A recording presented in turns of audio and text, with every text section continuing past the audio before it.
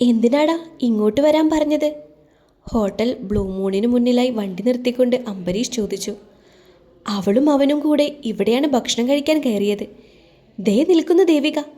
അവൻ കാറെടുക്കാൻ വേണ്ടി പോയിരിക്കുകയാണ്. കുറച്ചു ദൂരെയായി വിവേക് കാറുമായി വരുന്നത് കാത്തു നിൽക്കുന്ന ദേവികയെ ചൂണ്ടിക്കാട്ടി അനിരുദ്ധ് പറഞ്ഞു. എടാ, ആ ഫോട്ടോ കണ്ടിട്ട് അവൾക്കൊപ്പം ഉണ്ടായിരുന്നത് ആരാണെന്ന് നിനക്ക് മനസ്സിലായോടാ? അനിരുദ്ധിനൊപ്പം ഉണ്ടായിരുന്ന മറ്റൊരു സുഹൃത്ത് രാഹുൽ ചോദിച്ചു. അവൻ ആരുമായിക്കോട്ടെ, പക്ഷേ ഇനി ഒരിക്കലും അവൻ അവളുടെ കൂടെ എവിടെയും പോകില്ല. അതിനുള്ളത് നമ്മൾ ഇന്ന് അവന് കൊടുക്കും. നീ അവളുമാരെ വിളിച്ചോ? അവരെങ്ങനെയാ, വരുമോ? എന്തായി? അവളുമാർ വരും. പിന്നെ സാന്ദ്രയും കവിതയും വൃന്ദയും മാത്രമേ ഉള്ളൂ. ബാക്കിയുള്ളവരൊന്നുമില്ല. മതി, വൃന്ദയും സാന്ദ്രയും തന്നെ ധാരാളം. ഞാൻ ഫോണിൽ പറഞ്ഞതൊക്കെ ഓർമ്മയുണ്ടല്ലോ. ഞാൻ പറഞ്ഞതുപോലെ നിങ്ങൾ അങ്ങ് തുടങ്ങി വെച്ചാൽ മതി. പിന്നെ അവളുമാർ നോക്കിക്കോളും ബാക്കി. അത് പറഞ്ഞുകൊണ്ട് അവരും കൂടെയുണ്ടായിരുന്ന അനിയും രാഹുലും ചിരിച്ചു. മിക്കവാറും എല്ലാ കാര്യങ്ങൾക്കും ഇന്നൊരു തീരുമാനമാകും. നോക്കിക്കോ, ഇതോടുകൂടി ദർശൻ്റെ പത്തിയൊന്നടങ്ങും. നാണം കെട്ടവൻ വരും എൻ്റെ അടുത്തേക്ക്. അത്രമാത്രം നമ്മൾ അവളെ നാണം കെടുത്തണം. താഴെ മണ്ണിലേക്ക് നോക്കിക്കൊണ്ട് അവൻ പറഞ്ഞു. എടാ മതി, ദേ അവളുമാരിങ്ങെത്തി. ഹായ്ഡാ. എന്താ ഇപ്പോൾ ഇങ്ങനൊരു ട്രീറ്റ് തരാൻ തീരുമാനിച്ചത് ഞങ്ങൾക്ക്? എനിക്കും ഇവനും ഇവിടെ അടുത്തൊരു വർക്കുണ്ടായിരുന്നു. അപ്പോൾ ഇവൻ പറഞ്ഞു ഇവിടെ നല്ല ബിരിയാണി കിട്ടുമെന്ന്. പിന്നെ നിങ്ങൾക്ക് കൂടി വാങ്ങിത്തരാമെന്ന് വിചാരിച്ചു. പക്ഷേ ഇനിയിപ്പോൾ വേണ്ട, നമുക്ക് പോകാം. അതെന്താ? കൂട്ടത്തിൽ ഉരുവളായ സാന്ദ്ര ചോദിച്ചു. അത് ശരിയാവില്ല, നമുക്ക് വേറെ എവിടെയെങ്കിലും പോകാം. വിഷമം അഭിനയിച്ചുകൊണ്ട് അനിരുദ്ധ് പറഞ്ഞു. നീ കാര്യം പറ. മറ്റൊരുവളായ വൃന്ദ ചോദിച്ചു. ദേ അങ്ങോട്ടേക്ക് നോക്കിക്കേ, അവളാ കാരണം.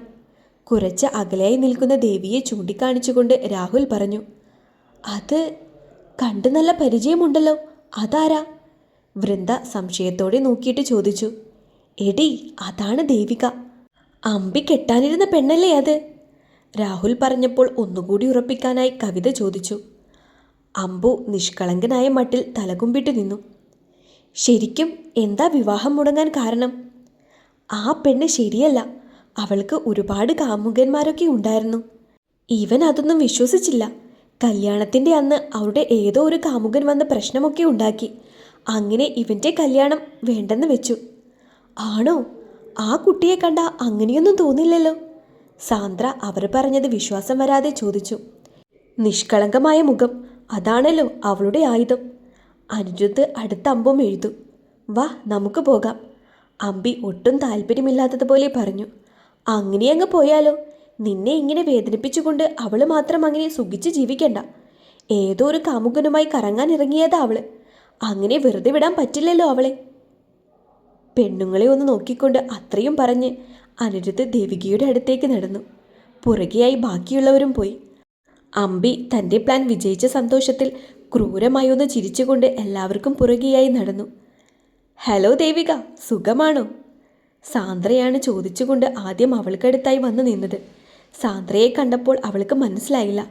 എന്നാൽ കൂടെ വന്ന അനിരുദ്ധനെയും രാഹുലിനെയും കണ്ട് അവളൊന്ന് ഞെട്ടി. ഏറ്റവും പുറകിലായി അമ്പിയെ കൂടി കണ്ടതോടുകൂടി അവൾ തളർന്നു പോയൊരവസ്ഥയിലായി. പുതിയ കാമുകനുമായി കറങ്ങാൻ ഇറങ്ങിയതാവും അല്ലേ? കവിത അവളെ കളിയാക്കിക്കൊണ്ട് ചോദിച്ചു. തനിക്ക് മാത്രം എവിടുന്നാ ഇങ്ങനെ കാമുകന്മാരെ മാറി മാറി കിട്ടുന്നത്? ഞങ്ങൾക്കൊന്നും പേരിന് പോലും ഒരാളെ കിട്ടുന്നില്ലല്ലോ. വല്ലാത്ത കഴിവ് തന്നെ. ചോദിച്ചത് കേട്ട് ഒന്നും മനസ്സിലാവാതെ ദേവി അവരെല്ലാവരെയും നോക്കി. മനസ്സിലായില്ലേ? ആ വണ്ടിയെടുക്കാൻ പോയ നിന്റെ പുതിയ കാമുകനെ പറ്റിയാ ഇവർ ചോദിച്ചത്. അനിരുദ്ധൻ വാക്കുകൾ കൊണ്ട് അവളെ വേദനിപ്പിക്കാൻ ശ്രമിച്ചു. ദേവിയാകെ തളർന്നു പോയി അത് കേട്ട്. അപ്പോഴേക്കും വണ്ടിയെടുക്കാനായി പാർക്കിങ്ങിലേക്ക് വന്നുകൊണ്ടിരുന്ന മറ്റു രണ്ട് ഫാമിലിയും ഇവരുടെ ഈ ബഹളം കേട്ട് അവിടെ തന്നെ നിന്നു. എന്താ എന്താ പ്രശ്നം? ഒരു പെൺകുട്ടിക്ക് ചുറ്റുമായി കുറച്ചധികം പേര് നിന്ന് ഒച്ചയിടുന്നത് കണ്ട് കൂട്ടത്തിൽ മുതിർന്ന ഒരാൾ വന്ന് ചോദിച്ചു. നാറ്റക്കേസാണ് അങ്കിളെ. അങ്കിള് വിട്ടോ, ഈ പെണ്ണാൾ ശരിയല്ല.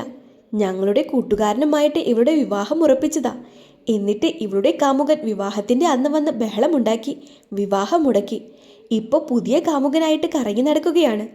പാവം, ഇവനാണെങ്കിലോ ഇവളുടെ ഓർമ്മയിൽ ജീവിക്കുകയുമാണ്. സാന്ദ്ര പറയുന്നത് കേട്ട് ദേവി ആകെ ഞെട്ടി. അങ്ങനെയൊക്കെയാണ് അമ്പി അവരോട് പറഞ്ഞതെന്ന് അവൾക്ക് മനസ്സിലായി. പക്ഷേ ശബ്ദമുയർത്തി ഒന്ന് എതിർത്ത് പറയാൻ പോലും അവൾക്കാവുന്നുണ്ടായിരുന്നില്ല. അവളാകെ തളർന്നൊരവസ്ഥയിലായിരുന്നു. വണ്ടിയെടുക്കാൻ പോയി ഒരു കോളിൽ പെട്ടതുകൊണ്ടാണ് വിവേക് വൈകിയത്. വണ്ടിയുമായി അവൻ എത്തിയപ്പോൾ മുഖം പൊത്തി കരയുന്ന ദേവിയാണ് അവൻ കണ്ടത്. അവൻ വേഗം വണ്ടിയിൽ നിന്നിറങ്ങി അവൾക്കടുത്തേക്ക് ചെന്നു. എന്താ ദേവി, എന്തു പറ്റി? നീ എന്തിനാ കരയുന്നത്? ചുറ്റുമുള്ളവർ അവൾ കരയുന്നത് കണ്ട് ആശ്വസിപ്പിക്കാൻ നിൽക്കുന്നതായിരിക്കുമെന്ന് കരുതി അവൻ അവരെയും എന്താണെന്നുള്ള രീതിയിൽ നോക്കി. എൻ്റെ പൊന്നു ചേട്ടാ, ചേട്ടൻ ഈ കുട്ടിയുടെ പുതിയ കാമുകനായിരിക്കും അല്ലേ? എന്നാലേ ഇവളെക്കുറിച്ച് ശരിക്കും ഒന്ന് അന്വേഷിച്ചിട്ട് ഇനി കൂടെ കൂട്ടിയാൽ മതി. ആള് പിശക. വൃന്ദ വിവേകിനോടായി അത് പറഞ്ഞപ്പോൾ സാന്ദ്ര അവനെ കണ്ട് സംശയത്തോടെ ഫോണുമായി കുറച്ചകലേക്ക് പോയി മാറി നിന്നു. താൻ എന്തൊക്കെയായി പറയുന്നത്? ഇവളെന്തിനാ കരയുന്നത്? നിങ്ങളാണോ കരയിപ്പിച്ചത്? വിവേക് ദേഷ്യത്തോടെ ചോദിച്ചു. ഇതൊക്കെ ഇവളുടെ കള്ളക്കരച്ചിലല്ലേ? ദേ, ഇത് ഞങ്ങളുടെ ഫ്രണ്ട് അംബരീഷ്. ഇവളെ കെട്ടാനിരുന്നതാ. കല്യാണത്തിൻ്റെ അന്ന് ഇവളുടെ കാമുകൻ വന്ന് കല്യാണം മുടക്കി. എന്നിട്ടിപ്പോൾ ചേട്ടനെ പിടിച്ചിരിക്കുകയാണ്. വേഗം രക്ഷപ്പെട്ടു. ഹോ, ഇപ്പോഴത്തെ പെണ്ണുങ്ങളുടെ ഒരു കാര്യം! മുഖം കണ്ട പാവമാണെന്നേ തോന്നൂ. കാഴ്ചക്കാരിയായി നിന്നവരിൽ ഒരു സ്ത്രീ കവിതയുടെ സംസാരം കേട്ട് പറഞ്ഞു. വിവേക് ഒന്ന് ദേവിയെ നോക്കി. കരഞ്ഞു തളർന്ന മുഖവും തകർന്ന മനസ്സുമായി നിൽക്കുന്ന ആ പെൺകുട്ടിയെ കണ്ടപ്പോൾ അവനാകെ സങ്കടമായി. ഒരുവനെ സ്നേഹിച്ചതിൻ്റെ പേരിൽ, വിശ്വസിച്ചതിൻ്റെ പേരിൽ അവൾ അനുഭവിക്കേണ്ടി വന്ന അപമാനം. അവന് അമ്പിയോട് നല്ല ദേഷ്യം തോന്നി. വാ വാ വൃന്ദ, നമുക്ക് പോകാം. ഇവളൊന്നും ഉള്ളിടത്ത് നിൽക്കാൻ കൊള്ളത്തില്ല, പുച്ഛത്തോടെ ചിരിച്ചുകൊണ്ട് അനിരുദ്ധ പറഞ്ഞു. കാര്യങ്ങളെപ്പറ്റി വിവേകിന് ഏകദേശം ധാരണ അപ്പോഴേക്കും കിട്ടിയിരുന്നു. മനഃപൂർവ്വം ദേവിയെ വേദനിപ്പിക്കാനായാണ് ഇവർ ഇങ്ങനെ ഒരു സീൻ ഇവിടെ ക്രിയേറ്റ് ചെയ്തതെന്ന് അവന് മനസ്സിലായി.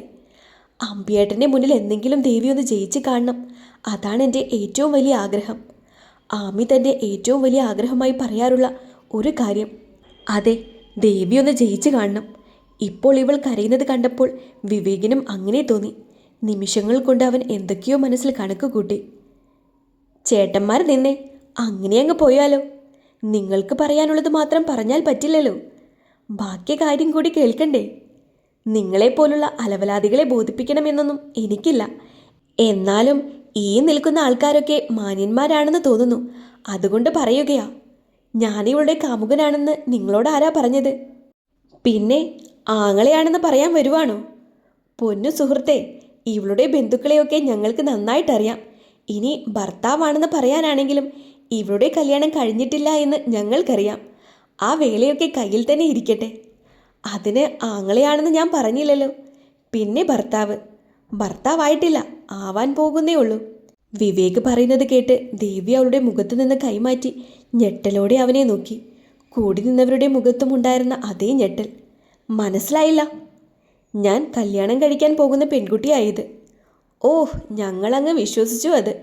അനിരുദ്ധ് അവനെ കളിയാക്കുന്ന മട്ടിൽ പറഞ്ഞു. തെളിവുണ്ടെങ്കിലോ? അത്രയും പറഞ്ഞുകൊണ്ട് വിവേക് അവൻ്റെ ഫോണെടുത്ത് അതിലന്ന് അവർ ദർശൻ്റെ വീട്ടിൽ പോയപ്പോൾ എടുത്ത ഫോട്ടോസ് എടുത്ത് കാണിച്ചു. അതിൽ ദേവിയും ബാക്കിയുള്ളവരും അത്യാവശ്യം നന്നായി ഒരുങ്ങിയിരുന്നത് കൊണ്ട് തന്നെ അതൊരു ഫംഗ്ഷനാണെന്നേ തോന്നൂ. വിവാഹമുറപ്പിച്ചതിൻ്റെ ഫോട്ടോസാണ് ഇതൊക്കെ. ഇനിയും നിങ്ങൾക്ക് വിശ്വാസമായില്ലെങ്കിൽ ഇവളുടെ അച്ഛനെയോ ചേട്ടനെയോ അല്ലെങ്കിൽ എൻ്റെ അമ്മയെയോ വീഡിയോ കോളിൽ എടുത്ത് ഞാൻ കാണിച്ചു തരാം. വേണോ? അത്രയ്ക്കൊന്നും ബുദ്ധിമുട്ടേണ്ട വിവേകെ, തെളിവായി ഞങ്ങൾ പോരെ.